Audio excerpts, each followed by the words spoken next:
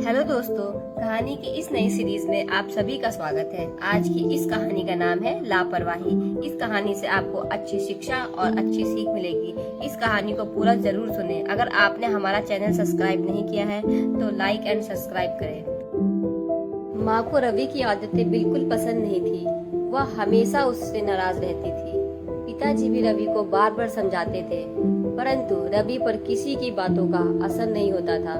रवि बहुत ही जिद्दी और शरारती था। उस दिन सवेरे 7 बजे तक रवि सोता रहा। माँ उसे बार बार जगाती रही, लेकिन रवि नहीं उठा। पिताजी 8 बजे कोयला खदान में काम करने चले जाते थे। उस दिन भी चले गए। माँ ने कहा, रवि जल्दी से नहा ले, स्कूल बस 8:30 बजे आ जाती है। माँ, आज मैं नहीं नहाऊंगा। क्यों नहीं नहाएगा? स्वस्थ रहने के लिए हर रोज नहाना चाहिए बेटे। साफ सुथरे नहीं रहोगे तो तरह तरह की बीमारियां घेर लेती हैं। लेकिन रवि जिद पर अड़ गया। पहले तो माँ उसे समझाती रही, फिर डांट पड़ी तो रवि बेमन से नहा आया। माँ रसोई में खाना परोसने चली गई। जब वह रवि को पुकारने आई तो सन्न रह गई। उसने बड़े परिश्रम से जो स्वेटर बुनना शुरू किया था, उसे रवि खोलकर सारा ऊन फर्श पर फेंक चुका था। रवि, यह क्या? मेरी सारी मेहनत पर तुमने पानी फेर दिया। हाँ, मैंने फेंक दिया।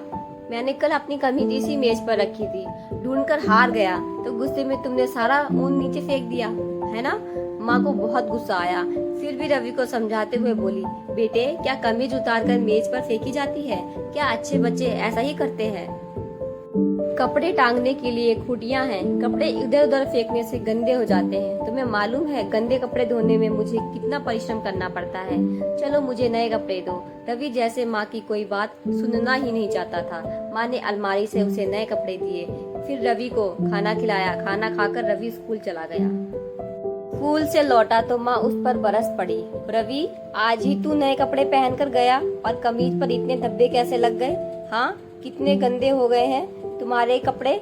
माँ स्कूल में दोस्तों के साथ कबड्डी खेल रहा था, कपड़ों में धूल लग गई और ये नीले निशान स्याही के हैं।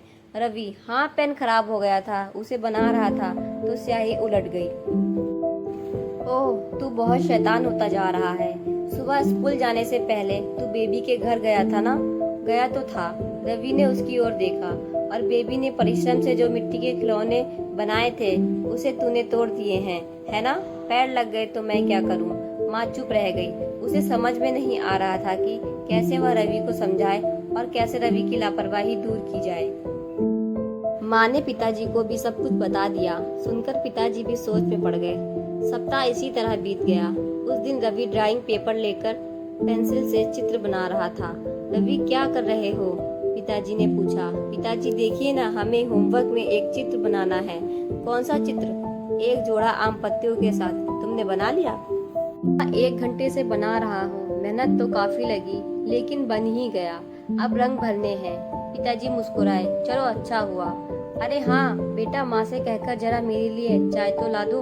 अभी ठहरिए ना पिताजी, पहले इस चित्र को पूरा देख तो लो। पिताजी, मैं चाय पिए बिना बाजार जाऊंगा नहीं, और बाजार जाऊंगा नहीं तो पत्रिका आएगी नहीं। पत्रिका? अच्छा अच्छा, अभी चाय लाता हूँ।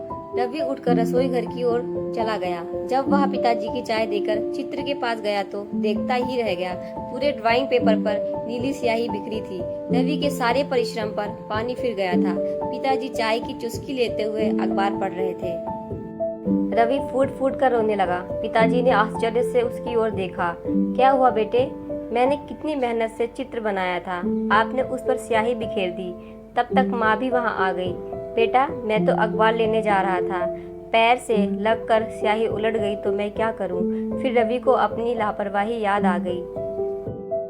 तुम भी तो माँ के हर परिश्रम पर पानी फेर देते हो। बेबी के खिलौनों को लापरवाही से तुमने तोड़ दिए थे। रवि चुप हो गया। पश्चाताप से उसने सिर झुका लिया। देखा बेटे, तुम्हारे परिश्रम पर पानी फेर देने से तुम्हें कैसी चोट लगी।